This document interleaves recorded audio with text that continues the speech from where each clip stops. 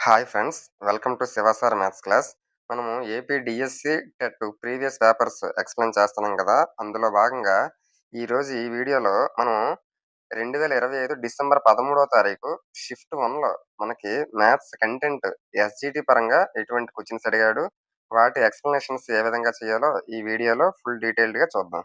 నేను మీకు చెప్పే ఎక్స్‌ప్లనేషన్ నచ్చింది అని ఏ టైంలోనైనా మీకు అనిపించిందంటే ఈ వీడియో చూసేటప్పుడు తప్పకుండా లైక్ చేస్తారని కోరుకుంటున్నాను. ఇక వీడియోలోకి వెళ్తే మ్యాథ్స్ కంటెంట్‌లో ఫస్ట్ క్వెషను కింది వాటిలో వేటి ఫలితము 85 కన్నా -5 తక్కువ అని అంటున్నాడు.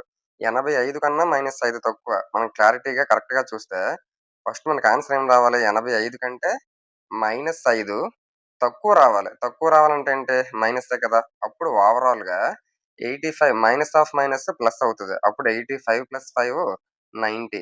అంటే మనకి రావలసిన ఆన్సర్ క్రింది వాటిల్లో 90 ఎక్కడొస్తదో చూసుకోవాలి. ఫస్ట్ ఆప్షన్ చూస్తే 16 into 3 48. Minus into minus plus. అంటే ఇదంతా 48. 48 ఇంటూ 5 చేస్తే మనకి 90 రాదు కదా! కాబట్టి ఫస్ట్ ఆప్షన్ కాదు. Next 5 into 5 25. Minus into minus plus. అంటే ఈ బ్రాకెట్‌లో ఉన్నదంతా 25. 25కి బ్రాకెట్‌లో బయట ఇంటూ 3 ఉంది. 25 ఇంటూ 3 ఏమవుతుంది మనకి 75. 75 + 5 80 అవుతుంది. మనకు కావాల్సింది 90 కదా! కాబట్టి ఆప్షన్ 2 కూడా కాదు. నెక్స్ట్ 3 చూస్తే 3 into 5 15. Minus into minus plus. అంటే బ్రాకెట్‌లో ఉన్నది 15 ప్లస్ నెక్స్ట్ ఈ బ్రాకెట్‌లో ఉన్నది చూడండి 5 into 5 25. Minus into minus plus. అంటే ఇదంతా 25. నెక్స్ట్ ఇక్కడ ఇంటూ 3 ఉంది. అంటే 25 ఇంటూ 3 75. 75 + 15 90 అవుతుంది. మనకు కావాల్సింది కూడా 90యే కాబట్టి option 3 is the correct answer. మనం క్వెషన్‌ని చాలా జాగ్రత్తగా చూడాలి. 85 కంటే 5 తక్కువ అని అన్నాడనుకోండి. 85 కంటే 5 తక్కువననంటే 80 మనకు కావాల్సింది. అప్పుడు చాలా మంది ఏమనుకోవచ్చు, ఆప్షన్ 2లో 80 వచ్చింది కాబట్టి ఆప్షన్ 2 అనుకునే అవకాశం ఉంది. మనకేమంటున్నాడు 85 కన్నా -5 తక్కువనన్నాడు. అప్పుడు 85 మైనస్ ఆఫ్ -5 ఆ విధంగా చూస్తే మనకి 90 రావాలని అర్థం చేసుకోవాలి. నెక్స్ట్ క్వెషన్ చూస్తే కింది వానిలో ఏ ప్రధాన సంఖ్య 2 విభిన్న జతల కవల ప్రధాన సంఖ్యలలో ఉమ్మడిగా ఉంటుంది? అంటే ఇక్కడ ఇచ్చినవన్నీ ప్రైమ్ నంబర్స్. వీటిల్లో ఏ ప్రైమ్ నంబర్ అనేది మనకి కవల ప్రధాన సంఖ్యల జతలలో ఉమ్మడిగా ఉంటుందని అంటున్నాడు. ఆ విధంగా మనకి కో-ప్రైమ్స్ కవల ప్రధాన సంఖ్యలు ఏంటి అంటే 3, 5, 5, 7 నెక్స్ట్ 11, 13 అలాగే 17, 19 ఈ విధంగా 2 ప్రధాన సంఖ్యలయ్యుండాలి. అలాగే వాటి మధ్య డిఫరెన్స్ 2 ఉంటే అటువంటి సంఖ్యలను మనము కవల ప్రధాన సంఖ్యల జత అని అంటాం. ఆ విధంగా చూస్తే ఇందులో నువ్వు కరెక్ట్‌గా అన్నీ గమనిస్తే ఒక్క ప్రధాన సంఖ్య మాత్రం 2 జతల్లో ఉమ్మడిగా వచ్చింది కామన్‌గా. అటువంటిదేది 3, 5లోన 5 వచ్చింది. 5, 7లో కూడా 5 వచ్చింది. కాబట్టి అటువంటి నంబర్ ఏకైక ఒకే ఒక్క నంబర్ మాత్రమే ఉంది. అదేంటది 5. కాబట్టి 5 అనే ప్రధాన సంఖ్య 2 కవల ప్రధాన సంఖ్యల జతలలో ఉమ్మడిగా ఉంటుంది. మనకి 1 నుంచి 100 వరకు కవల ప్రధాన సంఖ్యల జతలు ఎన్నుంటాయనంటే 8 ఉంటాయి అని అర్థం చేసుకోవచ్చు. మనకు answer 5. Option 3 is the correct answer. Next question చూస్తే క్రింది వానిలో ఏ ప్రధాన సంఖ్య PQ+1 రూపంలో వ్రాయవీలు పడును? ఇచ్చట PQలు ప్రధాన సంఖ్యలు. చాలా చాలా ఎక్కువగా ఆలోచించాల్సిన క్వెషన్ ఇది. జాగ్రత్తగా మనం చూస్తే PQ+1 అట ఈ క్రింది వాటిలో ఏది PQ+1 రూపంలో రాయగలము? అలాగే ఆ PQలు 2 కూడా ప్రధాన సంఖ్యలు అయ్యుండాలి. ఫర్ ఎగ్జాంపుల్‌కి 13 తీసుకో. అంటే 13ని PQ+1 రూపంలో రాస్తే 13 రావాలి. అప్పుడు పీక్యూ ఎంత అవ్వాలి? +1 అటెళ్తే మైనస్ అవుతుంది. 12 అవుతుంది. నువ్వు కరెక్ట్‌గా గమనిస్తే ఈ పీక్యూలు కూడా ప్రధాన సంఖ్యలు అవ్వాలి. అంటే క్యూ ఆ 2 కూడా ప్రధాన సంఖ్యల్లో లబ్దం 12 అవ్వాలి. అసలు 12 అయ్యే అవకాశం మనకెక్కడైనా ఉందా? ఫర్ ఎగ్జాంపుల్‌కి 3 అనేది ఒక ప్రధాన సంఖ్య. తీసుకున్నాను. మరి ఆటోమేటిక్‌గా అటువైపుది 4 తీసుకుంటేనే కదా 3 × 4 12 అవుతుంది. కానీ 4 ఏమో ప్రధాన సంఖ్య కాదు. పీక్యూ 2 కూడా ప్రధాన సంఖ్యలు అవ్వాలి. ఇక్కడ మనం ఒకటి గమనించాలి. PQ+1 అనేది మనకేమొచ్చింది ఇక్కడ అన్నీ కూడా బేసి సంఖ్యలే ఇచ్చాడు. మనం ఏదైనా 2 ప్రధాన సంఖ్యలు తీసుకోండి. ఫర్ ఎగ్జాంపుల్‌కి 7, 5 ఈ 2 ప్రధాన సంఖ్యల తాలూకా లబ్దం చూడండి. లబ్దం చూస్తే నాకు 35 వస్తుంది. అలాగే ఇంకొకటి తీసుకోండి ఎగ్జాంపుల్‌కి 11 × 13 ఈ 2 తీసుకున్నాను నేను. వాటి తాలూకు ఇదేమొస్తది 143 వస్తది. ఇది కూడా బేసి సంఖ్య. అంటే 2 ప్రధాన సంఖ్యలను ఏ 2 ప్రధాన సంఖ్యలు మనం గుణించినా కూడా మనకి ఫైనల్‌గా వచ్చే ప్రొడక్ట్ ఏమవుతుంది 143 వస్తుంది. అదే బేసి సంఖ్య వస్తుంది. కానీ ఇక్కడ మనకి ప్రొడక్ట్ చూడండి. ఫస్ట్ దాంట్లో చూస్తే పీక్యూ+1 13 అన్నాము. పీక్యూ 12 అవ్వాలి. ఆ విధంగా నువ్వు గమనిస్తే ప్రధాన సంఖ్యల లబ్ధం ఇక్కడ సరి సంఖ్య అయ్యే సందర్భం వచ్చింది. కరెక్ట్‌గా గమనిస్తే ఫర్ ఎగ్జాంపుల్ 29 చూడు. పీక్యూ+1 రూపంలో 29 రాయగలమా లేదా చూద్దాం. పీక్యూ ఏమవ్వాలి? +1 అటెళ్తే మైనస్ అవుతది కాబట్టి 28. ఇక్కడ మనకి ఈ 2 ప్రధాన సంఖ్యలు అవ్వాలి అంటున్నాడు. లబ్ధమేమో 28 అవ్వాలని అంటున్నాడు. మనకి ప్రధాన సంఖ్యలు ఏ 2 ప్రధాన సంఖ్యలు గుణించినా మనకి బేసి సంఖ్య వచ్చింది. ఇంతకుముందు చూసాం. కానీ ఒకే ఒక్క సందర్భంలో మాత్రమే మనకి 2 ప్రధాన సంఖ్యలు గుణిస్తే సరి సంఖ్య వస్తది. ఎందుకు? మనకి సరి సంఖ్యల్లో ప్రధాన సంఖ్యలో 2 అనేది ఉంది. ఫర్ ఎగ్జాంపుల్‌కి ఇప్పుడు నేను 2 తోటి దేన్ని గుణించినా నాకు సరి సంఖ్యే కదా వస్తది. కాబట్టి 2 ప్రధాన సంఖ్యల్లో ఒక ప్రధాన సంఖ్య 2 అని ఫిక్స్ అయిపోవచ్చు. మరి ఆ రకంగా చూస్తే పీని నేను 2 అనుకుంటే అటువైపు 14 అవుద్ది. 28. ఇక్కడ 2 ప్రధాన సంఖ్యే కానీ 14 కాదు. ఇక్కడ 2 ప్రధాన సంఖ్యలు అవ్వాలని అంటున్నాడు. కాబట్టి 2 కూడా కాదు, 1 కూడా కాదు. ఆ విధంగా మనం చూసుకోవాలి. అంటే ప్రధాన ప్రధాన సంఖ్యల తాలూకా లబ్ధం సరి సంఖ్య అయ్యే సందర్భం ఒకే ఒక్కసారి మాత్రం వస్తది. ఎప్పుడొస్తది? ఆ 2 ప్రధాన సంఖ్యల్లో ఒక ప్రధాన సంఖ్య 2 అవ్వాలి. నెక్స్ట్ 19 చూడండి. 19 పీక్యూ+1 19. పీక్యూ+1 అటెళ్తే మైనస్ అవుద్ది 18. ఇక్కడ పీని 2 అనుకుంటే క్యూనేమో 9 అనుకోవాలి. ఎందుకు 2 9లు 18. అప్పుడు 9 కూడా మనకు ప్రధాన సంఖ్య అవ్వాలి కదా! కానీ కాదు కదా! అంటే ఆప్షన్ 3 కూడా కాదు. మరి లాస్ట్ ఆప్షన్ చూడండి 47 ఉంది. దీన్ని ఏ విధంగా రాయాలి? పీక్యూ+1 రూపంలో రాయాలి. పీక్యూ ఏమవుతది? +1 ఇటొస్తే మైనస్ అవుతది 46. ఇప్పుడు నువ్వు గమనించు. దీన్ని 2 ప్రధాన సంఖ్యల లబ్దంగా రాయగలం కదా! 2 ఇంటూ 23. 23 రెండూ కూడా ప్రైమ్ నంబర్స్. ఆ విధంగా మనకి 2 ప్రధాన సంఖ్యల తాలూకా లబ్దం సరి సంఖ్య వచ్చే సందర్భం ఒకే ఒక్కసారి మాత్రమే ఉంటుంది. ఆ 2 ప్రధాన సంఖ్యల్లో ఒక సంఖ్య ఖచ్చితంగా 2 అవ్వాలి. ఆ విధంగా చూస్తే మనకి ఇది సాటిస్ఫై అవుతుంది కదా! Option 4 is the correct answer. ఇది కొంచెం డిఫికల్ట్‌గా ఉంటుంది. చాలా జాగ్రత్తగా చూసుకోవాలి. నెక్స్ట్ క్వెషన్ చూస్తే కింది వాటిలో పైథాగరస్ త్రికము కానిది ఏది?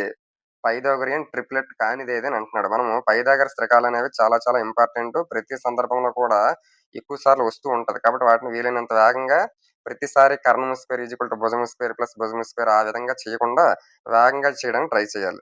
మనకి 5, 12, 13 అదొక పైథాగరన్ ట్రిప్లెట్. 7, 24, 25 కూడా అవుతుంది. 8, 15, 17 కూడా అవుతుంది. 9, 40, 41 ఉంటే అది మనకి పైథాగరస్ త్రికం అవుతుంది. కానీ ఇక్కడ 49 ఉంది.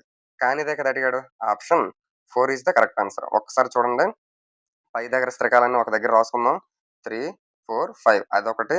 నెక్స్ట్ అలాగే 5, 12, 13, 7, 24, 25, 8, 15, 17 నెక్స్ట్ 9, 40, 41, 11, 60, 61 ఇవి మనకి కొంతవరకు మనం తెలుసుకున్న వాటిలో పైథాగరస్ త్రికాలు. వీటిని జాగ్రత్తగా గుర్తుపెట్టుకుంటే ఈజీగా చేయొచ్చు. ఇవి మనకి ప్రాథమిక పైథాగరస్ త్రికాలు. అంటే ఏంటి? వీటన్నిటి తాలూకా ఉమ్మడి కారణాంకం ఒకటే ఉంటుంది. వీటి తాలూకా గుణిజాలు కూడా మనకి పైథాగరస్ త్రికాలు అవుతాయి. ఫర్ ఎగ్జాంపుల్‌కి దీన్ని ఇంటూ 2 చేసామనుకో ప్రతిదాన్ని. అప్పుడు 2 3 జా 6, 2 4 జా 8, 2 5 జా 10 ఇది కూడా పైథాగరస్ త్రికమే.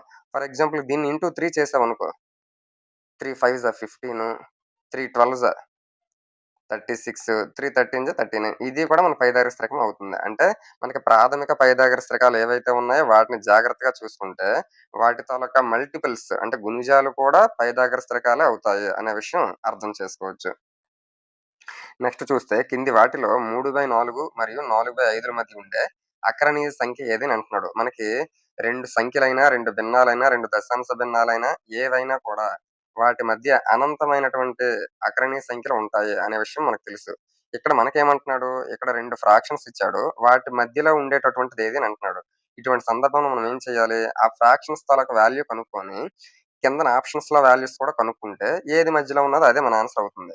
ఇటువంటి సందర్భంలో మనం ఈజీగా ఫాలో అవ్వాల్సిందేంటంటే ముందు ప్రతి ఫ్రాక్షన్ కూడా పక్కన 0 పెట్టుకుంటే ఈజీగా చేయొచ్చు. 30/4 అంటే ఏంటి? ఆటోమేటిక్‌గా 7 పాయింట్స్‌లో వస్తది. అలా ఉంచు. ఇక్కడ చూస్తే 5 తోటి 5 ఎయిట్స్ అంటే మనకు కావాల్సింది 7.25 ఇటు 30/4 చేస్తే 40/5 చేస్తే 8. 7.25కి 8కి మిడిల్‌లో ఉండాలి కరెక్ట్‌గా. ఇక్కడ మనం ప్రతిదానికి జీరోలు పెట్టుకుంటే ఆప్షన్స్‌లో కూడా ప్రతిదానికి జీరోలు పెట్టుకో. అంటే ఈజీగా ఉండడం కోసం నేను చెప్తున్నాను. 110/12 అంటే 12 8ల 96, 12 9ల 108 అంటే దీన్ని డివైడ్ చేస్తే మనకి 9 వస్తుంది. యావరేజ్‌గా 9 పాయింట్ సంథింగ్ వస్తుంది. మనకి 8 దాటిపోతుందంటే అది మనకు కావాల్సింది కాదు. నెక్స్ట్ 11 8ల 88 ఇంకా 2 మిగిలింది. అంటే 8 పాయింట్‌లో వస్తుంది. మనకి ఇది 8 పాయింట్‌లో వస్తుందంటే అర్థం ఏంటి?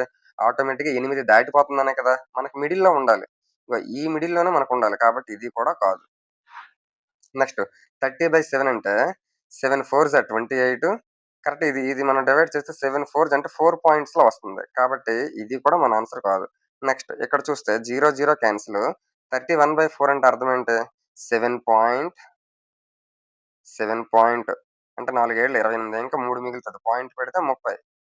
4 ఏళ్ల మళ్ళీ 28 వస్తది. అంటే 7.7 వచ్చింది. ఇక్కడ 7.25 కంటే ఎక్కువ, 8 కంటే తక్కువే కదా! ఈ ఆన్సరు 7.7 ఆ విధంగా మనకు కావాల్సిన ఆన్సర్ అయితే తెచ్చుకున్నాము.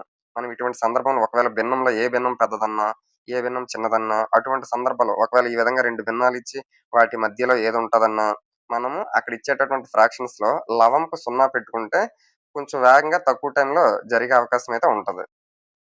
నెక్స్ట్ క్వెషన్ చూస్తే ఒక పెన్ను ఖరీదు ఇచ్చాడు. పెన్సిల్ ఖరీదు ఇచ్చాడు. వాటిలో దేని ఖరీదు ఎక్కువ అంటున్నాడు. ఎంత ఎక్కువ అని అంటున్నాడు. నువ్వు కరెక్ట్‌గా గమనిస్తే పెన్నేమో రూ. 16 3/5 పెన్సిల్ ఏమో రూ. 4 3/4 ఇక్కడ చూస్తే ఇది రూ. 16లో ఉంది పెన్ను. పెన్సిల్ ఏమో రూ. 4లో ఉంది. మరి రెండిట్లో రూ. 16 కదా ఎక్కువ. అంటే పెన్నుదే ఎక్కువ.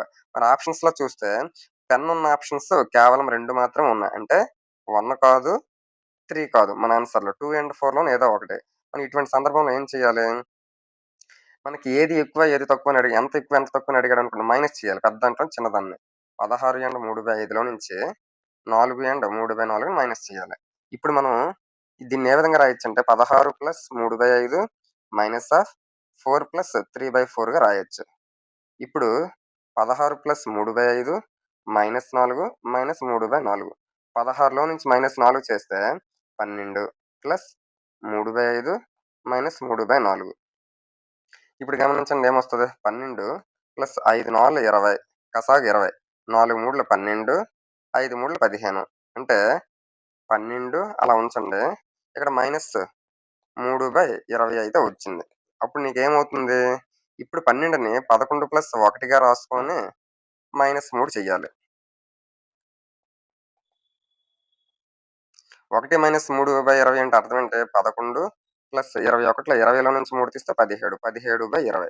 11 అండ్ 17/20 అనేది మనకు కావాల్సినటువంటి ఆన్సర్ అయితే అవుతుంది. Option 4 is the correct answer. మనం ఏమీ లేదు. రూ. 16లో నుంచి రూ. 4 తీసేసాం. ఎంతయింది? రూ. 12 అయింది. 3/5లో నుంచి 3/4 తీయాలి. 3/5 నుంచి 3/4 తీస్తే మనకేమొస్తదంటే -3/20 వస్తుంది. మనకు మైనస్‌లో ఆన్సర్ అయితే ఉండదు కదా! ఎందుకు? మనకి ఎక్కువలో నుంచి తక్కువ తీసినప్పుడు మైనస్‌లో ఆన్సర్ వస్తదా? రాదు. కాబట్టి అప్పుడు మనం ఏం చేయాలి? 12లో నుంచి 1 తీసుకొని దానితోటి 3/20 మైనస్ చేసామనుకోండి 17/20 వస్తది. అప్పుడు ఓవరాల్‌గా 11 అండ్ 17/20 మనకు కావాల్సిన ఆన్సర్. నెక్స్ట్ ఇక్కడ ఏ:/బి ఇచ్చాడు. బి:/సి ఇచ్చాడు. ఏ:/సి అడుగుతున్నాడు. మనం ఇటువంటి క్వెషన్స్‌ని ప్రాసెస్ ప్రకారంగా చేద్దాం. మనకి ఏ:/సి కావాలి. మామూలుగా షార్ట్ కట్‌లో కూడా ఆప్షన్స్ ప్రకారం కూడా చూద్దాం. ఏ:/సి కావాలి. సి తాలూకు వాల్యూ నాకు కావాలంటే ఇక్కడ సి చూడు. సి తాలూకు వాల్యూ ఎంతుంది? 5 ఉంది. అంటే సి తాలూకు వాల్యూ కంపల్సరీగా 5 గాని, 5 తాలూకా మల్టిపుల్ గాని అవుతది. ఇది 5 మల్టిపుల్ కాదు. ఇది 5 మల్టిపుల్, ఇది 5 మల్టిపుల్, ఇది కాదు. అంటే మన ఆన్సర్ ఈ రెండిట్లో ఉంది. నెక్స్ట్ ఇప్పుడు ఏ చూడు. ఇందులో ఇక్కడ ఏ చూస్తే ఏ తాలూకు వాల్యూ 2 ఉంది. ఏ తాలూకు వాల్యూ 2 ఉందంటే ఏ తాలూకు వాల్యూ 2 అయినా అవ్వచ్చు. 2 తాలూకు మల్టిపుల్ అయినా అవ్వచ్చు. మనకి మిగిలిన ఆన్సర్స్‌లో 2 తాలూకు మల్టిపుల్ ఏంది? 8 కదా! అంటే మనకు కావాల్సిన ఆన్సర్ 18:15 లేదు ఒకవేళ ప్రాసెస్ ప్రకారంగా చేద్దాము అంటే ఫస్ట్ ఏ:/బి ఎంత? 2:3 ఇప్పుడు బి:/సి ఇచ్చాడు కాబట్టి బికి ఎదురుగా రాసుకోవాలి. బి:/సి = 4:5 ఇప్పుడు నాకు ఏ:/బి:/సి ఇది కావాలి కాబట్టి ఏం చేయాలంటే ఫస్ట్ ఈ 2 ఇంటూ తర్వాత ఈ 2 ఇంటూ తర్వాత ఈ 2 ఇంటూ 2 ఇంటూ 4 8 4 3 12 3 5 15 ఇప్పుడు నాకు ఏ వాల్యూ 8 వచ్చింది. బి వాల్యూ 12 వచ్చింది. సి వాల్యూ 15 వచ్చింది. నాకు అడిగింది ఏ:/సి కదా! ఏ ఏమో 8 సి ఏమో 15 సో, 18:15 అనేది మనకు కావాల్సిన ఆన్సర్. ప్రాసెస్ ప్రకారంగా అయితే ఇది. ఆప్షన్స్ ప్రకారంగా చూస్తే ఆ విధంగా చేయాలి. నెక్స్ట్ 4 సంవత్సరాల క్రితం కొడుకు వయస్సు తండ్రి వయస్సులో 40% అంటే 4 సంవత్సరాల క్రితం తండ్రి వయస్సులో 40% ఉంది కొడుకు వయస్సు. ప్రస్తుతం తండ్రి వయస్సు 44 సంవత్సరాలు. ప్రస్తుతం ప్రెజెంట్, ఫాదర్ తాలూకా ఏజ్ 44 ఇయర్స్. అదే 4 ఇయర్స్ బ్యాక్‌కెళ్ళామనుకోండి. అప్పుడు ఫాదర్ తాలూకా ఏజ్ ఎంత? 40 ఇయర్సే కదా! 4 ఇయర్స్ బ్యాక్ ఫాదర్ ఏజ్ ఎంతైతే ఉందో, ఫాదర్ ఏజ్ 40 ఇయర్స్‌లో 40% ఉంది కొడుకు వయస్సు. కొడుకు వయస్సు 4 ఇయర్స్ బ్యాకు 4 సంవత్సరాల క్రితం తండ్రి వయస్సు 40 సంవత్సరాలు కాబట్టి, ఆ 40 సంవత్సరాల్లో 40% ఉందట కొడుకు వయస్సు. కొడుకు వయస్సు 4 సంవత్సరాల క్రితం. చూస్తే 0, 0 క్యాన్సిల్, 2 జీరోస్ క్యాన్సిల్. 4 నాలుగుల 16. ఇదెప్పుడిది? 4 సంవత్సరాల క్రితం కొడుకు వయస్సు. మరి ఇప్పుడేటంటున్నాడు మనకి? కొడుకు వయస్సు ప్రస్తుతం ఎంత అని అంటున్నాడు. కాబట్టి 4 సంవత్సరాల క్రితం 16 అయినప్పుడు ప్రెజెంట్ ఎంతవుతది? 4 సంవత్సరాలు కలపాలా లేదా? 16కు 4 కలిపితే 20 సంవత్సరాలవుతుంది. ప్రెజెంట్ కొడుకు వయస్సు. Option 3 is the correct answer. Next ఒక పుస్తకం కొన్న వెల రూ. 75 కాస్ట్ ప్రైస్. దాన్ని 20% లాభం రావాలంటే ఎంతకమ్మాలి? ఒక వస్తువు రూ. 75 100% ఎప్పుడు కూడా కాస్ట్ ప్రైస్ ఎప్పుడు కూడా 100% అవుతుంది. అది రూ. 75 అవుతుంది. అయితే 20% లాభం రావాలి. అంటే సెల్లింగ్ ప్రైస్ 120% అవ్వాలి. 100% ఉండే వాల్యూ మీద 20% ప్రాఫిట్ కావాలంటే 120% అమ్మాలి. అది ఎంతకమ్మాలి? అమౌంట్ ప్రకారంగా అని అంటున్నాడు. ఇక్కడ పర్సెంటేజ్ 100% 75 అయినప్పుడు అంతకంటే పర్సెంటేజ్ ఎక్కువైనప్పుడు వాల్యూ కూడా ఎక్కువకే కదా అమ్మాలి. కాబట్టి ఎక్కువ 120 బై తక్కువ 100 ఇంటూ 75. 25 3 జా 25 4 జా 4 1 జా 4 30 జా 30 ఇంటూ 3 90 అంటే 90 రూపీస్‌కి అమ్మితే 20% ప్రాఫిట్ వస్తదని అర్థం చేసుకోవచ్చు. Option 3 is the correct answer. Next question చూస్తే డజను వస్తువుల కొన్న వెల అర డజను వస్తువుల అమ్మిన వెలకు సమానమైతే లాభ శాతం. డజను అంటే 12. 12 వస్తువుల తాలూకా కొన్న వెల cost price is equal to అర డజను అంటే హాఫు. అర డజన్ వస్తువులు అమ్మిన వెలకు సెల్లింగ్ ప్రైస్‌కు ఈక్వల్ సమానమైతే అందుకే నేను సమానం చేశాను. డజన్ వస్తువుల తాలూకా కొన్న వెల అర డజన్ వస్తువుల సారీ అర డజన్ వస్తువులంటే 6 వస్తువులే కదా! 6 వస్తువులు అమ్మిన వెలకు సమానమైతే లాభ శాతం ఎంత అని అడుగుతున్నాడు. ఇప్పుడు కాస్ట్ ప్రైస్ ఆ సెల్లింగ్ ప్రైస్‌ని ఇటు తీస్తే బై అవుతుంది కదా! దట్ ఈజ్ ఈక్వల్ టు 6 అటే ఉంటుంది. 12 ఇటొస్తే బై అవుతుంది. 6 1 జా 6 2 జా అంటే కాస్ట్ ప్రైస్ ఒకటే. సెల్లింగ్ ప్రైస్ 2 అంటే రూ. 1కి కొన్నావు అని అనుకుంటే అది రూ. 2కి అమ్మావు. అంటే నీకు ఆటోమేటిక్‌గా రూ. 1 లాభం వస్తుంది. దేని మీద? రూ. 1 మీద కదా! ఒక వస్తువు మీద ఇంటూ 100 లాభము బై కొన్న వెల ఇంటూ 100 నేనేదో కొత్తగా ఎయలేదు. అది ఫార్ములా ప్రకారంగా వేసుకున్నాం. లాభమేమో ఒకటి, కొన్నదేమో ఒకటి ఇంటూ 100 అప్పుడు నువ్వు చేస్తే ఏమొస్తది? 100 వస్తది. అంటే 100% లాభం వస్తుందని అర్థం చేసుకోవచ్చు. Option 1 is the correct answer.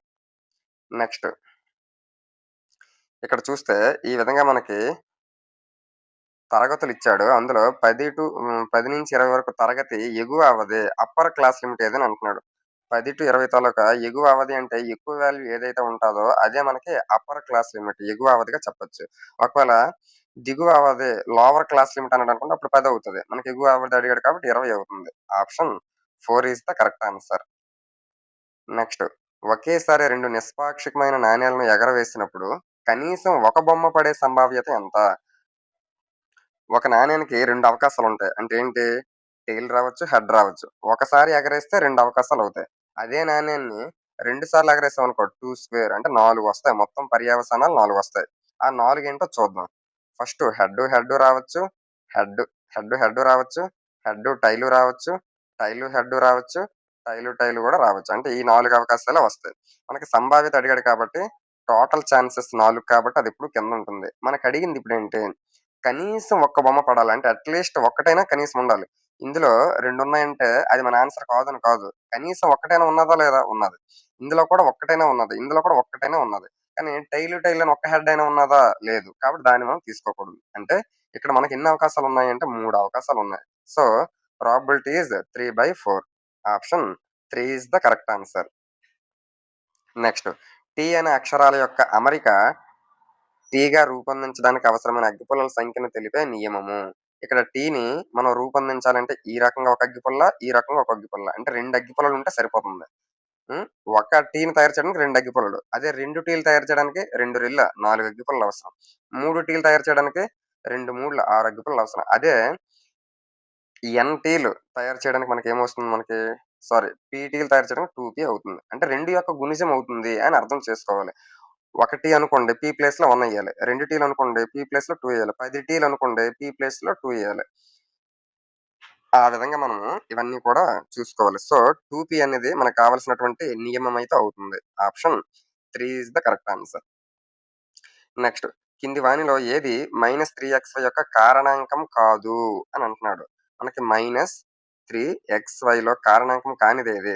ఈ -3xyలో xy కారణాంకం అవుతుంది. చూడాలి. దీన్ని ఏ విధంగా నేను రాస్తానంటే -3 ఇంటూ x ఇంటూ y ఈ విధంగా రాస్తాను. ఫస్ట్ ఈ 2 ఇంటూ చేసాడు. ఈ 2 ఒక కారణాంకం అవుతుంది. 3xy ఈ 3 ఇంటూ చేసాడు. ఇదొక కారణాంకం అవుతుంది. -3x ఈ రెండే ఇంటూ చేసాడు. ఇది కూడా కారణాంకం అవుతుంది. కానీ -3+x ఇక్కడ ఎక్కడైనా ఉండే అవకాశం ఉన్నదా? లేదు. కాబట్టి అది మనకి కారణాంకం అయితే అవ్వదు.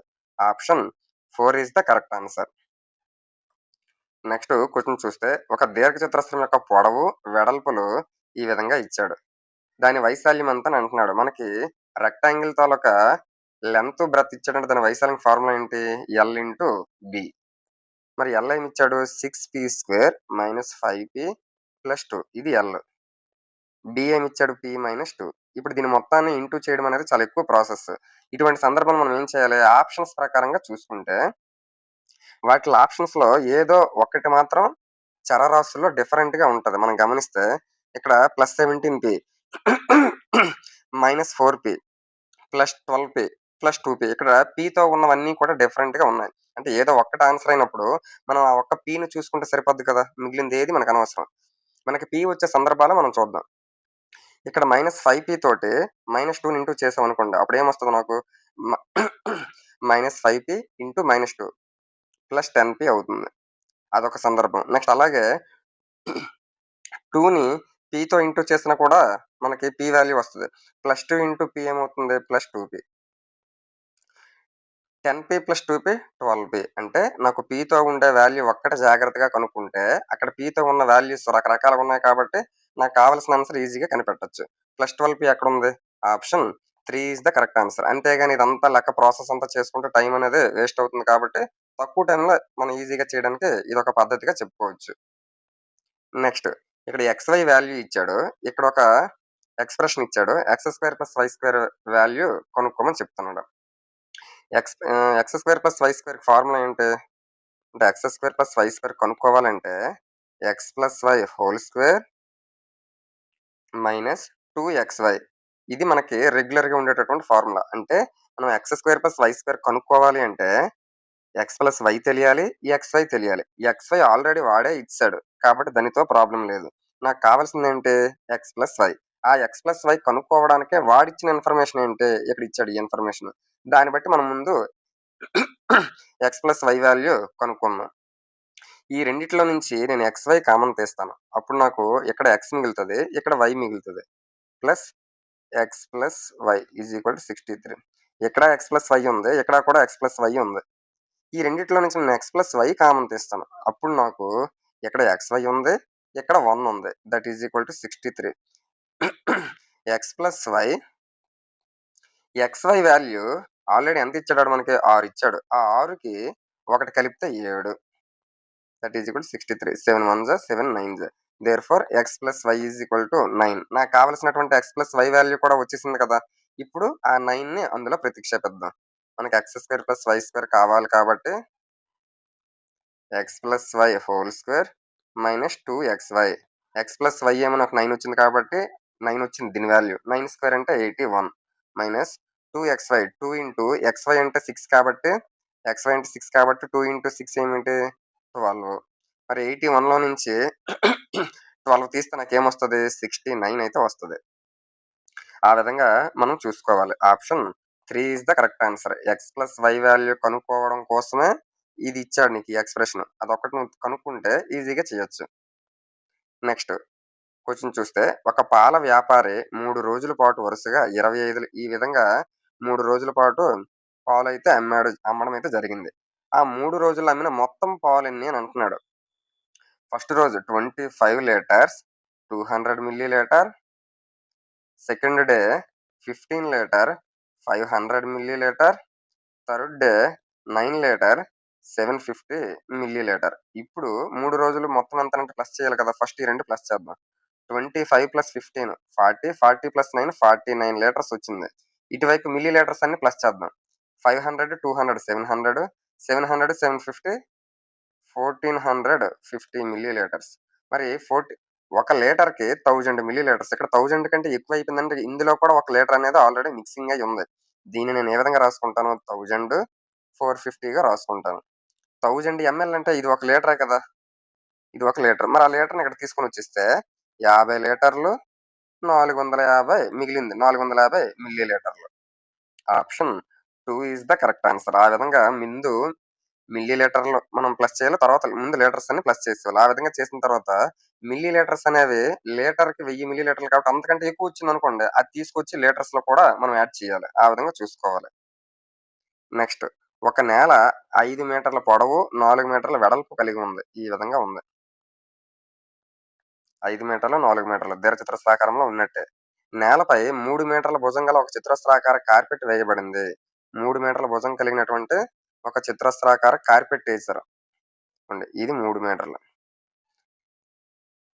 కార్పెట్ వెయ్యని నేల వైశాల్యం ఎంత అని అంటున్నాడు. ఇది మనకు కావాలి. కార్పెట్ దీనికెయలేదు. ఇది చతురస్రాకారంలో కార్పెట్ ఏసేసాం. ఇది మనకు కావాలి. అంటే మొత్తం వైశాల్యంలో నుంచి చతురస్రం తాలూకా కార్పెట్ వైశాల్యం తీసేసామనుకోండి. ఆ కార్పెట్ ఏదైతే పరిసావో దాన్ని తీసిస్తే కార్పెట్ పరకుండా వదిలేసిందే మనకొచ్చేస్తది. మొత్తం ముందు కనుక్కుంటే నేల వైశాల్యము దీర్ఘచతురస్రాకారం రెక్టాంగిల్ ఉంది కాబట్టి 5 × 4 20 అవుతుంది. 20 మీటర్ స్క్వేర్. అందులో నుంచి చతురస్రాకారంలో కొంత పరిసేసాం కదా! ఆ పరిచేసింది మైనస్ చేయాలి. చతురస్రాకారంలో 3 మీటర్ల భుజంతో ఉన్నదది. అది చతురస్రాకారం తాలూకా వైశాల్యం ఏంటి? సైడ్ స్క్వేర్ అంటే 3 × 3 9 అవుతుంది. 9 మీటర్ స్క్వేర్. ఇది పరిసేసింది. మనకు కావాల్సిందేంటి మైనస్ చేస్తే పరకుండా వదిలేసింది వచ్చేస్తది. 20లో నుంచి 9 తీస్తే 11. అంటే 11 మీటర్ స్క్వేర్ అనేది ఇంకా పరకుండా కార్పెట్ వదిలేసామని అర్థం. Option 4 is the correct answer. Next ఒక దీర్ఘఘనాకార జలాశయంలోనికి నిమిషానికి 60 లీటర్ల వంతున నీరు చేరుతుంది రిజర్వాయర్‌లోకి. జలాశయం ఘనపరిమాణం 108 ఘనపు మీటర్లు అయినా, ఆ జలాశయంను నింపడానికి పట్టే కాలాన్ని గంటలలో కనుగొనండి అని అంటున్నాడు. మనకి ఘనపు మీటరు మనం ఇక్కడ తెలుసుకోవాల్సిందేంటంటే, ఒక క్యూబిక్ మీటర్, ఒక ఘనపు మీటర్‌కి 1000 లీటర్లు అనే ఒక్క పాయింట్ తెలిస్తే ఈ క్వెషన్ నువ్వు ఈజీగా చేయొచ్చు. ఒక క్యూబిక్ మీటర్‌కి 1000 లీటర్లు. ఎందుకు ఒక క్యూబిక్ 1000 లీటర్లంటే, క్యూబిక్ మీటర్ అంటే అర్థమేంటి? పొడవు 1 మీటరు, వెడల్పు 1 మీటరు, ఎత్తు 1 మీటరు. ఆ విధంగా ఉండేటటువంటి ఒక జలాశయములో ఎంత నీరు కరెక్ట్‌గా పడుతుందంటే 1000 లీటర్లు పడుతుంది. దాన్ని ఒక క్యూబిక్ మీటర్‌గా చెప్పొచ్చు. అటువంటి క్యూబిక్ మీటర్లు ఎన్నున్నాయి? 108 క్యూబిక్ మీటర్లున్నాయి. అంటే ఒక క్యూబిక్ మీటర్ అయితే 1000 లీటర్లు. అటువంటివి 108 క్యూబిక్ మీటర్లున్నాయి కాబట్టి 108 వెయ్యిలు. అంటే ఇన్ని లీటర్ల నీరు నిండాలి. అది టార్గెట్ అన్నమాట. లీటర్‌కి ఒక నిమిషానికి 60 లీటర్లు. ఇప్పుడు చూడు. ఒక నిమిషానికి 60 లీటర్లు నిండుతుంది. మనకి నిండాల్సింది ఎంత మనకి 1,08,000 నిండాలి. 1,08,000 లీటర్లు నిండాలి. ఎంత టైం పడుతుంది? అది కూడా మనకు గంటల్లో అడిగాడు. ఇప్పుడు మనం ఏం చేయాలి? 60 లీటర్లకి ఒక నిమిషం అయినప్పుడు అంతకంటే ఎక్కువ లీటర్లు కదా ఇది. కాబట్టి ఎక్కువ టైమే పడుతుంది. కాబట్టి ఎక్కువ 1,08,000 తక్కువ 60 ఇంటూ 1 అటువైపు మిగిలింది కాబట్టి 1. ఇప్పుడు ఇదంతా చేస్తే నీకు నిమిషాల్లో వస్తది ఆన్సర్. ఇప్పుడు నీకు కావాల్సింది గంటల్లో కదా! కాబట్టి నిమిషాలను గంటల్లోకి మార్చాలి అంటే 60 చేయాలి. అప్పుడు అది ఆటోమేటిక్‌గా గంటల్లోకైతే మారిపోతుంది. 2 జీరోస్, 2 జీరోస్ క్యాన్సిల్. 6 ఆరుల 36 కదా! 36ని 36 మూడుల 108. ఇక్కడ 3 ఉంది, 0 ఉంది. అంటే మనకు మొత్తం ఎంత అవుతుంది? 30 అవుతుంది. 30 ఇంటూ 1 అంటే 30 కదా అవుతుంది. అంటే మొత్తం 30 గంటలు సమయం అయితే పడుతుంది.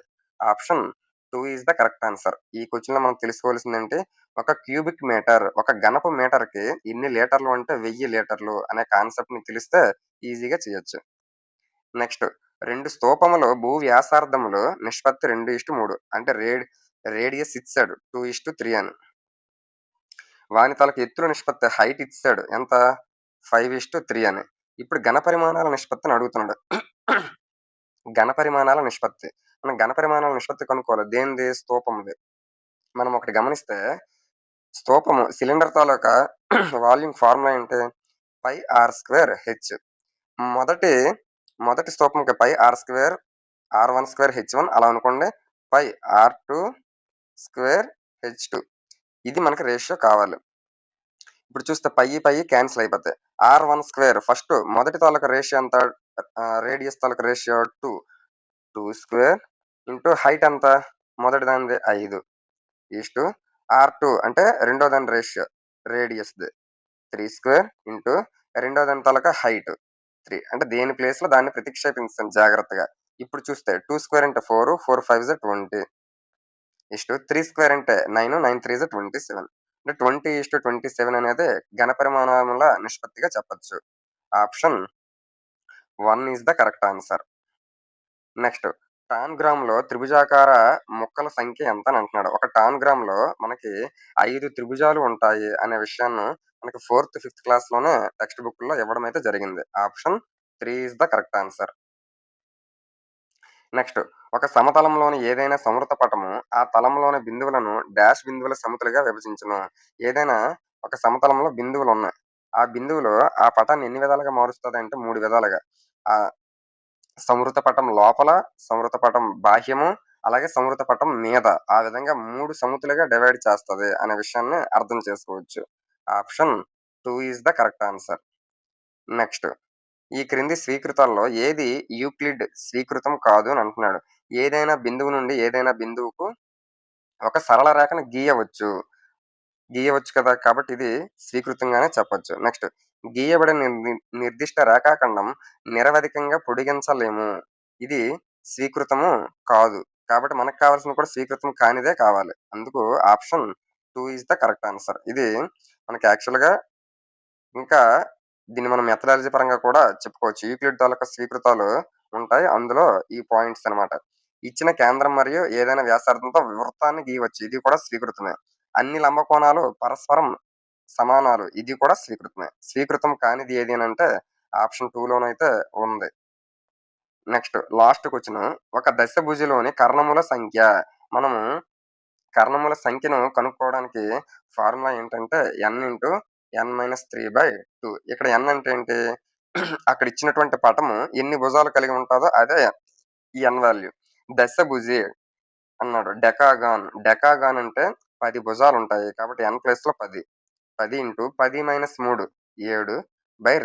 2 ఒకట్ల 2 ఐదుల. 7 ఐదుల ఎంత? 35. అంటే దశభుజిలో ఎన్ని కర్ణాలుంటాయంటే 35 కర్ణాలుంటాయి అని అర్థం చేసుకోవచ్చు. Option 1 is the correct answer. ఈ విధంగా మనము డిసెంబర్ 13వ తారీఖు 2025 షిఫ్ట్ 1లో మ్యాథ్స్ కంటెంట్ పరంగా ఎటువంటి క్వెషన్స్ అడిగాడో ఈసారి టెట్‌లో మాత్రం కొంచెం డిఫికల్టీ లెవెల్ అయితే పెంచడం అయితే జరిగింది. కాబట్టి ప్రతి క్వెషన్‌ని కూడా డీటెయిల్డ్‌గా ఎక్స్‌ప్లెయిన్ చేయడం అయితే జరిగింది. ఇంకా ఏమైనా క్వెషన్స్ గాని ఏవైనా డౌట్ రూపంలో ఉంటే మీరు కామెంట్స్‌లో పెట్టండి. నేను దాన్ని షార్ట్స్ రూపంలో వీలైనంత వరకు చెప్పడానికైతే ట్రై చేస్తాను. నా ఎక్స్‌ప్లనేషన్ మీకు నచ్చిందనిపిస్తే తప్పకుండా లైక్ చేయండి. ఈ వీడియోని మీ ఫ్రెండ్స్ అందరికి షేర్ చేయండి. Thank you so much.